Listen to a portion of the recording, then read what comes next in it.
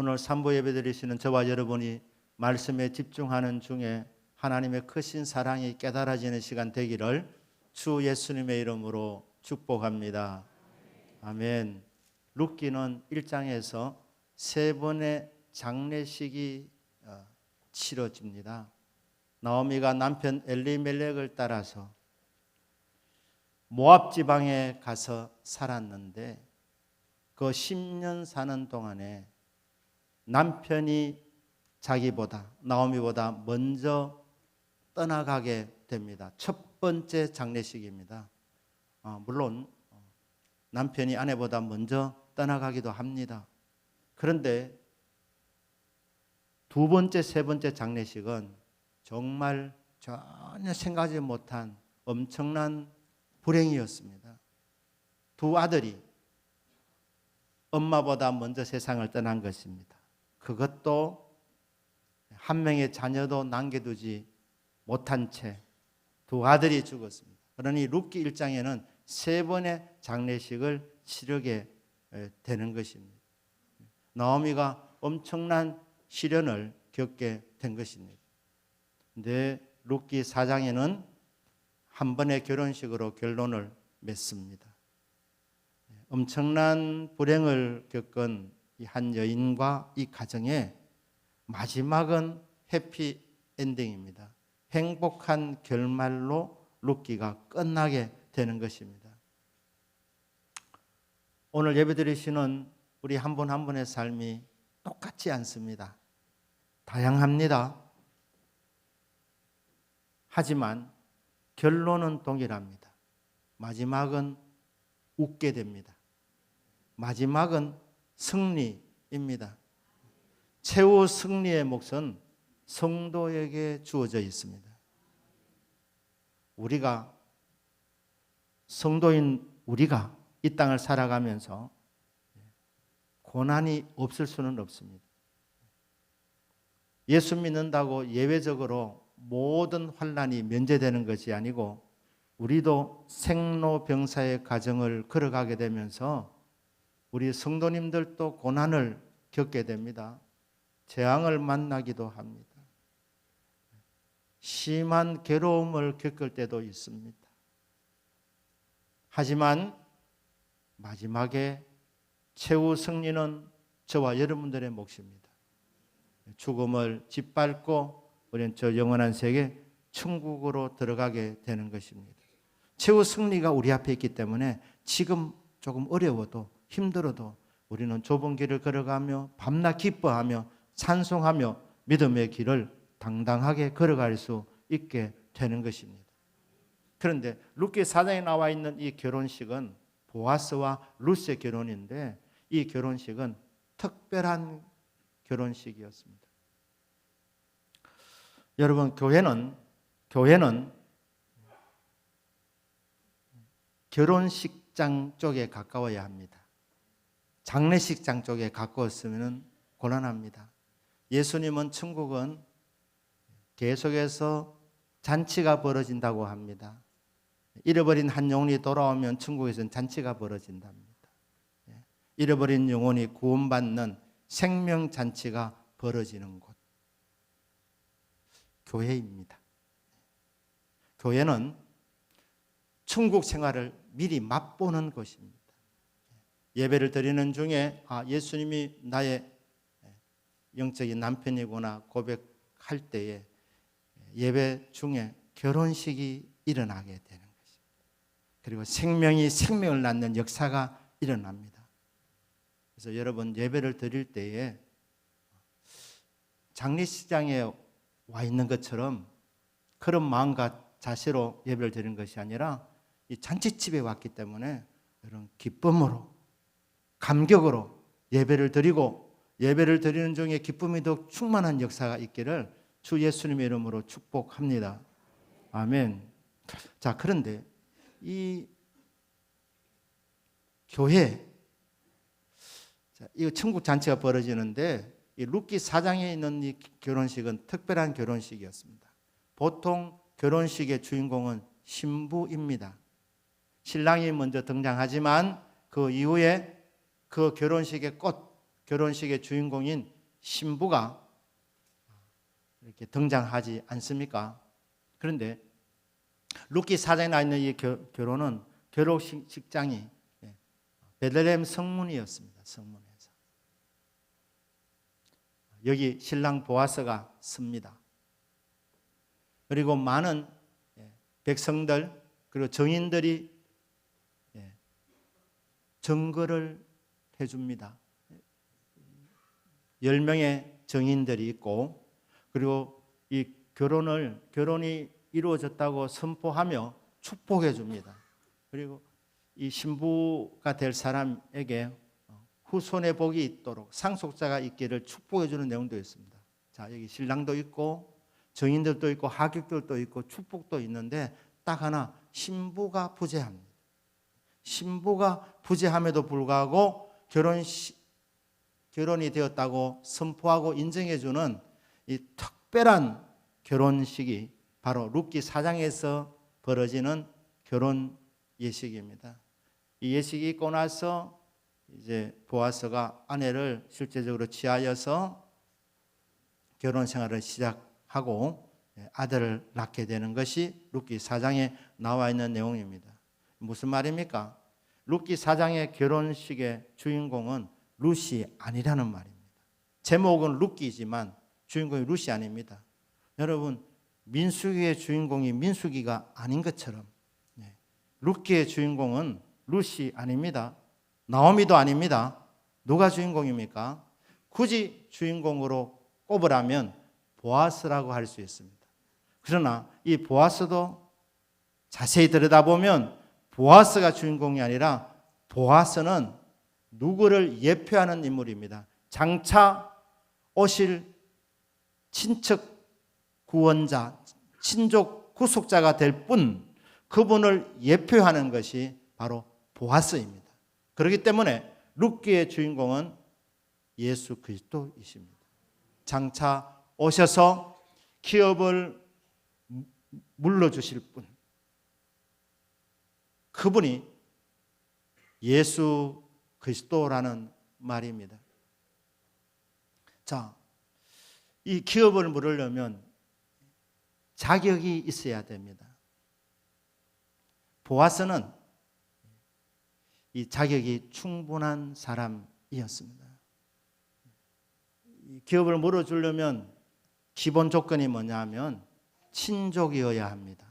타인은 아무리 돈이 많아도 아무리 능력이 많아도 도와줄 수가 없습니다. 친족이어야 합니다. 예수님은 우리를 구원하시기 위해서 친족이 되셨습니다. 친족 구원자가 되셨습니다. 히브리서 2장 11절 말씀입니다. 거룩하게 하시는 이와 거룩하게 함을 입은 자들이 다 한 근원에서 난지라. 그러므로 형제라 부르시기를 부끄러워하지 아니하시고. 이 빚진 사람, 이 죄인을 구원하기 원하셔서 하나님이 사람 되신 것입니다. 창조주 하나님이신데 하늘의 영광을 버리시고 낮고 낮은 이 땅에 내려오셔서 종의 형체인 사람 모습으로 오신 이유는 친족 구원자가 되어주시기 위해서였습니다. 인간이 죄를 지었기 때문에 인간이 죄 문제를 해결해야 되는 것입니다. 결자해지라는 말 그대로입니다. 매듭을 지은 사람이 풀어야 되는 것입니다. 인간이 죄를 지었기 때문에 인간이 이 문제를 해결해야 되는 것입니다. 하나님은 전능하시지만 도와줄 수가 없는 것입니다. 근데 하나님이 너무 안타까워하셔서 사랑하셔서 사람이 되신 거죠. 사람의 모양으로 이 땅에 내려오신 예수 그리스도, 하나님과 피조물인 인간, 이 신분의 차이는 하늘과 땅 사이보다도 훨씬 더 큰 차이임에도 불구하고 하나님이 인간이 되셔서 우리를 형제 자매라고 부르는 것을 전혀 부끄러워하지 아니하신 사람 되신 분이 예수 그리스도이십니다. 그런데 이 예수님이 얼마나 능력이 많으신지 우리를 구원하시기 위해 필요한 모든 행동을 다 하셔서 우리를 구원해 주신 능력의 하나님이셨습니다. 여러분, 보아스라는 이름의 뜻이 뭐냐면 보라는 말이 그 안이라는 말입니다. 그분 안에, 아즈라는 말은 힘, 능력이라는 뜻입니다. 그분 안에 능력이 있다. 이게 보아스라는 뜻입니다. 여러분, 예수 안에 능력이 있습니다. 예수 안에 구원이 있습니다. 예수 안에 회복 있습니다. 예수 안에 부활 있습니다. 예수 안에 행복이 있습니다. 예수 안에 모든 것 있습니다. 모든 것을 갖추신 능력자이시기 때문에 예수 안에 힘이 있고 예수 안에 능력이 있는 것입니다. 이 보아스라는 이름은 예수 그리스도를 지금 예표하고 있는 것입니다. 그러면 어떤 능력입니까? 예수님이 인간을 구원하시기 위해서 첫 번째 조건이 무엇이었습니까? 사람이 되셔야 했습니다. 그래서 하나님이 인간 되신 것입니다. 말씀이 육신이 되신 것입니다. 자, 이게 첫 번째 조건. 두 번째, 사람이 되어도 그러면 저나 여러분도 사람인데 우리는 구원자가 되지 못합니다. 왜 구원자 되지 못합니까? 우리는 죄인들이기 때문입니다. 죄인은 자기 죄도 해결하지 못했는데 어떻게 다른 사람의 죄 문제를 해결해 줄 수 있는 구원자가 될 수 있겠습니까? 그러니 구원자 되려면 첫째 사람이 되어야 된다. 친족이 되어야 된다. 그래서 하나님이 인간 되신 것이고, 두 번째로는 사람이 되었지만 또 죄가 있으면 구원자가 될 수가 없습니다. 죄가 없어야 되는 것입니다. 죄 없이 동정녀 마리아의 몸에서 성령으로 잉태되어 나신 분이 예수 그리스도이십니다. 그리고 이 땅에 살면서 전혀 죄를 짓지 아니하셨습니다. 율법의 모든 요구를 다 이루어 주신 분, 말씀을 다 지킨 능력자가 바로 예수 그리스도이십니다. 두 번째는 사람이고, 두 번째는 죄가 없어야 됩니다. 세 번째는 죄가 없기 때문에 죽을 필요가 없는데 우리 죄를 대신 담당하시고 죽으셔야 했습니다. 예수님 말합니다. 나는 죽을 권세도 있다. 죄의 값은 사망이라. 죄를 지어서 우리는 다 빚진 자들입니다. 무엇으로 갚을 수 있습니까? 죽어야 이 죄값이 지불되는데 저와 여러분의 죄값을 예수님께서 대신 담당하시고 십자가에서 죽으셨습니다. 그래서 우리의 죄를 깨끗하게 씻어 주신 것입니다. 네 번째는 이 구원자의 자격은 부활하셔야 되는 것입니다. 죽으시고 부활하지 못했으면 하나님께서 우리 죄를 용서해 주시는지 알 수가 없습니다. 부활하심으로 말미암아 하나님께서 이 십자가에서 흘리신 이 대속의 피를 인정해 주셨구나. 그래서 예수님은 죽을 권세도 있으시고 다시 살아날 권세도 가지신 분이 주 예수 그리스도이십니다. 부활하셔서 우리를 구원해 주신 것을 확정시켜 주신 분이 예수 그리스도이십니다. 예수님께서 이렇게 저와 여러분을 죄 용서해 주셔서 의인으로 만드시고 거기에 그치지 않고 저와 여러분을 아름다운 신부로 만들어 주셨습니다. 이게 놀라운 일입니다.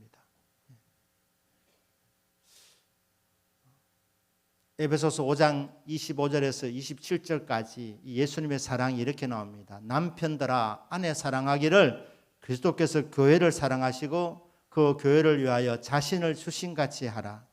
이는 곧 물로 씻어 말씀으로 깨끗하게 하사 거룩하게 하시고 자기 앞에 영광스러운 교회로 세우사 티나 주름 잡힌 것이나 이런 것들이 없이 거룩하고 흠이 없게 하려 하심이라.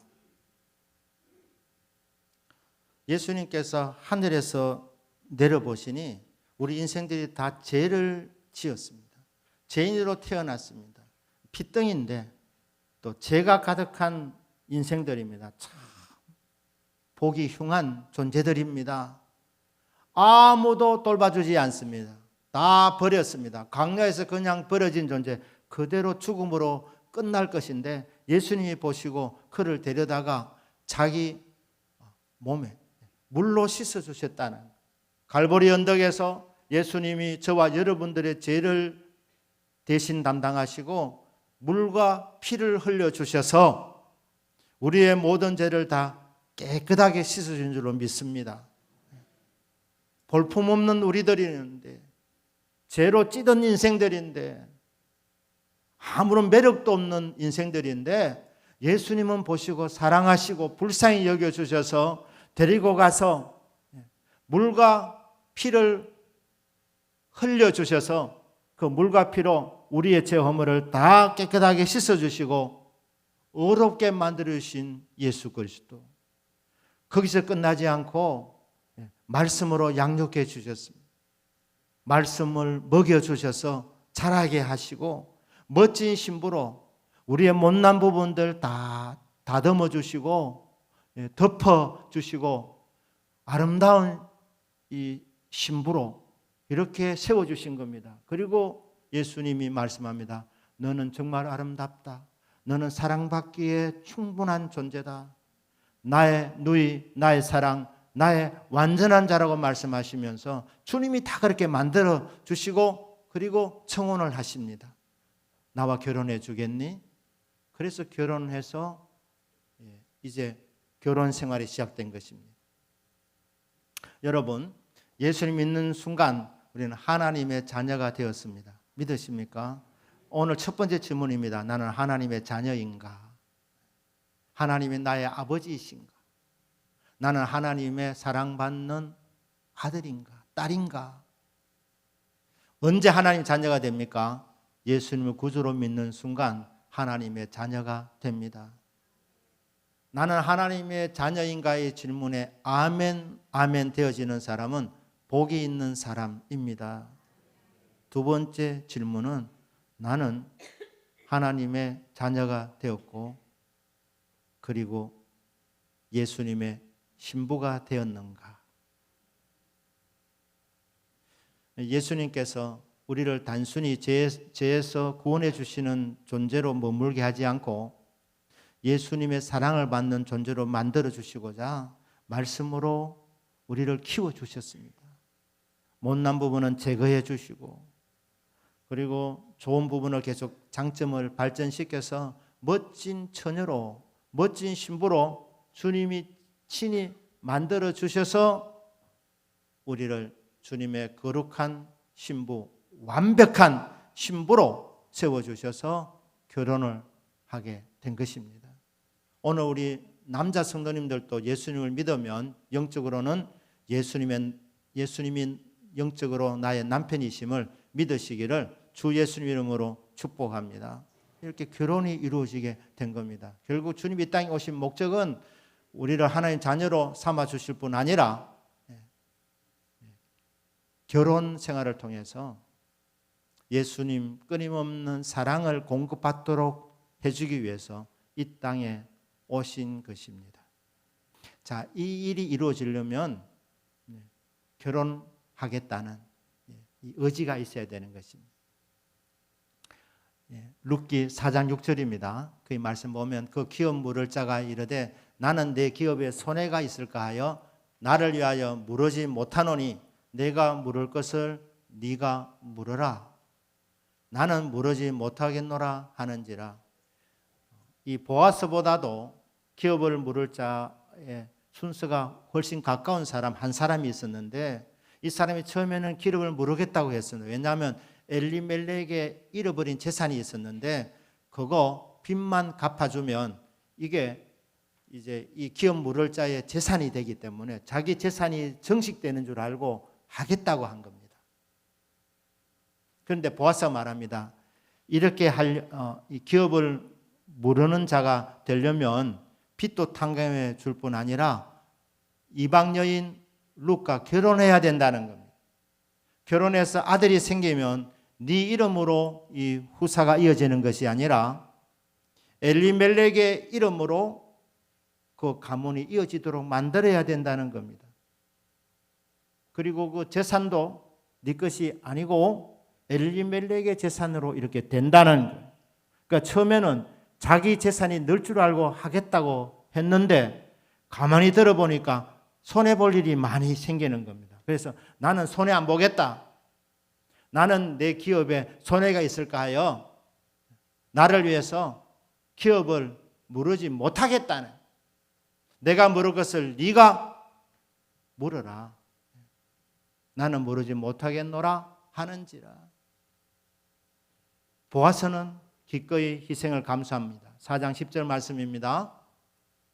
또 말론의 아내 모압 여인 룻을 사서 나의 아내로 맞이하고 그 죽은 자의 기업을 그의 이름으로 세워, 보아스 이름이 아니라 그의 이름으로 세워 엘리멜렉의 가문을 이어간다는 거예요. 그의 이름이 그의 형제 중과 그곳 성문에서 끊어지지 아니하게 하며 너희가 오늘 정인이 되었느니라 하니, 이 기업 물으려면 손해가 많다는 거예요. 기꺼이 감수하고 자기 이름이 이렇게 이어지지 않는다 하더라도 룻과 결혼을 하겠다, 이런 희생을 감당한 것입니다. 이렇게 한 목적은 결국 영광스러운 교회로 세워주시고자, 영광스러운 신부로 세우고자 한 것입니다. 그래서 예수님이 자신을 주셨다는, 십자가에서 자신의 몸을 바쳐서 물과 피를 흘려주셔서 저와 여러분의 죄를 다 깨끗하게 씻어주시고 다듬어서 아름다운 신부로 만들어서 아내로 맞아주신 분이 주 예수 그리스도이십니다. 주님이 이런 의지를 갖고 자기 앞에 영광스러운 교회를 세우사 티나 주름 잡힌 것이나 이런 것들이 없이 거룩하고 흠이 없게 하려 하심이라. 그게 목적이 분명히 나와 있습니다. 우리를 거룩하게 만들어 주시고자, 그리고 흠이 없게 완전하고 아름답고 완벽한 신부로 세우고자 자신을 희생시키신 분이 주 예수 그리스도십니다. 예수님의 십자가 희생을 통해서 저와 여러분은 예수님의 신부가 된 줄로 믿습니다. 그래서 여러분, 예수님을 믿는 순간 우리는 하나님의 자녀가 되었고 예수님의 신부가 되었습니다. 이제 여러분 주님께 협조해 드리기를 바랍니다. 자신의 부족한 부분을 합리화하지 말고 숨기지 마시고 여러분 모습 그대로 보여주시면 예수님 우리 모습 그대로 받아주시고 사랑하시고 우리의 못난 부분을 다듬어서 완벽한 신부로 만들어 주십니다. 그러니 주님께서 나를 어루만지도록, 주님께서 나를 걸작품으로 만들도록 주님께 맡겨드리는 저와 여러분의 믿음이 되기를 주 예수님 이름으로 축복합니다. 아멘. 여기서 끝나지 않고 이제 족보가 나옵니다. 그게 루키서 4장 18절부터 22절에 나와 있습니다. 베레스부터 10대에 이어지는 이 족보입니다. 마지막은 루키 4장 22절입니다. 오벳은 이새를 낳고 이새는 다윗을 낳았더라. 이 족보가 뭡니까?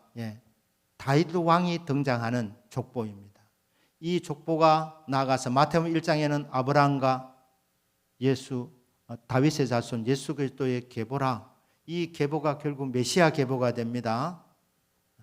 결국 이 보아스와 룻의 결혼을 통해서 오벳이 탄생하고 오벳의 아들이 이새이고 오벳의 손자가 다윗입니다.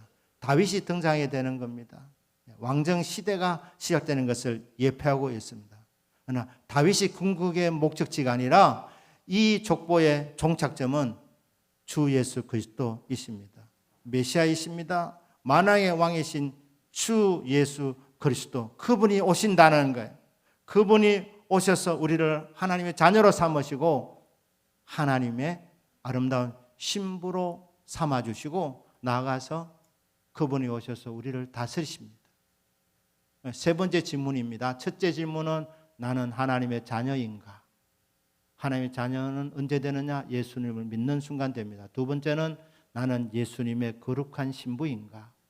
예수님을 믿는 순간 신부가 되었습니다. 세 번째, 내 인생의 주인은 누구냐입니다. 내 삶의 주인은 누구이냐? 내 자신이냐? 아니면 왕이신 예수 그리스도이시냐? 내 자신이 주인 되면 사사시대를 살아가는 것입니다. 지금 21세기 최첨단 시대지만 참 편리한 것이 많지만 영적으로는 여러분 하고 싶은 대로 살아가면, 내 자신이 주인 되어서 살아가면 여러분은 영적으로는 지금 사사시대를 살아가고 있습니다. 사사시대의 특징은 룻기서 사사기 21장 25절에 17장 6절에 나와 있지만 이렇습니다. 그때 이스라엘에 왕이 없으므로 사람이 각기 자기의 소견에 옳은 대로 행하였더라. 사사시대의 특징은 왕이 없는 시대. 왕이 없다는 말은 자기가 왕이라는 말. 내 하고 싶은 대로 그렇게 행동하는 시대. 자기가 왕인 시대. 자기가 주인인 시대. 이게 사사시대입니다. 룻기 1장 1절의 시작이 이렇게 합니다. 그러니까 사사기 21장 25절 마지막은 사사시대의 결론이고, 그 시대에, 그러니까 룻기 1장 1절에 사사들이 치리하던 때에, 자기들 마음대로 살아가는 시대에 그 땅에 흉년이 드니라. 약속의 땅을 그 땅이라 그럽니다. 그 땅, 약속의 땅에도 흉년이 들었습니다. 그러면 하나님이요, 약속의 땅에 살고 있는데 흉년이 왔습니다. 어떻게 하면 좋겠습니까? 하나님께 여쭤봐야 되는데, 이 나오미와 엘리멜렉이 하나님께 여쭤보지 않고 자신들이 생각할 때 자기들의 소견에 옳은 대로 이때는 모압에 잠깐 피해가 있으면 되겠다 해서 잠깐 피해 갔습니다. 그래서 그곳에서 10년을 살았는데 결과는 엄청난 재앙을 만난 것입니다. 그러니까 사사시대는 자기가 왕이 되어서 자기 마음대로 살던 시대, 그 결과로 예상치 못한 어려움을 만나는, 이것이 바로 사사시대라는 말입니다. 이게 룻기 1장 1절에 시작되는 말씀이죠. 그런데 왕이 오셔서 우리를 구원하시고 신부로 삼아 주시고 우리를 다스려 주시를 원하시는 것입니다. 왕이신 예수 그리스도를 인정하시고, 여러분 예수님의 통치를 인정하는 삶은 어떤 삶이냐? 그 삶은 하나님께서 우리를 고와 같이 버려두지 아니하고 성령을 보내주셔서 성령의 인도함을 받는 삶을 살도록 만들어 주시는 것입니다. 그러니까 여러분, 예수님을 나의 인생의 주인으로 고백하는 인생은, 예수님을 왕으로 인정하는 인생은 성령의 인도함을 받는 삶을 살아가게 되는 것입니다. 그러니까 여러분이 던지는 질문, 내 인생의 주인은 누구인가? 내 자신인가? 예수님인가? 예수님이 주인 되는 증거는 성령의 인도함을 받는 삶입니다. 그래서 성령의 열매가 맺어지는 삶이라는 것입니다. 내가 주인 되면 생각하지 못한 여러 가지 일들이 일어나게 됩니다. 그러나 예수님을 왕으로 주인으로 삼고 살아가면 성령께서 인도하셔서 저와 여러분을 푸른 풀밭 쉴만한 물가로 인도해 주시는 것입니다. 열매 맺는 삶을 살도록 도와주시는 것입니다. 그분이 오신다. 그분은 구원자이시다. 그분은 너의 남편이다. 그리고 그분은 너의 주인이다. 너의 왕이다. 그분의 통치를 받아라. 그리하면 우리의 마음은 주님의 기쁨이 되는 삶을 살기를 원하지만 그 삶을 살 수 있도록 성령 충만하게 해 주셔서 성령의 이끌을 받는 삶을 살아가며 열매 맺는 삶을 살게 해 주신다. 이것이 룻기 마지막의 결론입니다. 메시아이신 예수님은 저와 여러분의 왕이시고 우리 삶의 주인이 되어주시는 분이십니다. 여러분 스스로 결정하려고 하지 마시고, 여러분 힘으로 살려고 하지 마시고, 예수님을 왕으로 모셔서 성령의 인도함을 받는 삶이 되기를 주 예수 그리스도의 이름으로 축복합니다. 아멘.